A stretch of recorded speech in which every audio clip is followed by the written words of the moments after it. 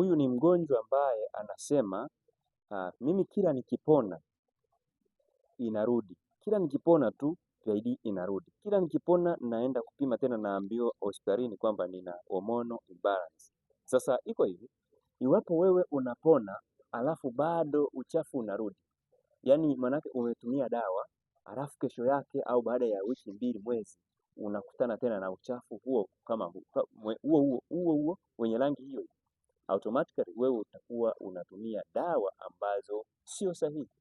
Unatumia dawa ambazo zinatuliza ila sio kuondoa kiini cha tatizo. Na wengi mnatibu matokeo, sio chanzo cha tatizo. Unatakiwa uanze kutibu chanzo cha tatizo ndipo matokeo yaondoke. Lakini ukitibu matokeo utakuwa umebakiza chanzo. Kwa hiyo hakikisha unatumia dawa sahihi za kuweza kuondoa PID au fungus sugu ambazo zimekuwa zikicheza na mfumo wako wa uzazi. Kwa hiyo VECTA na uzazi tumekuwa tukiondoa hiyo changamoto kwa wanawake wengi ambao wameleta ushuhuda na pia wamerudisha furaha yao ambao walikuwa wamepoteza mwanzo. Karibu na wewe utakuwa mmoja wapo.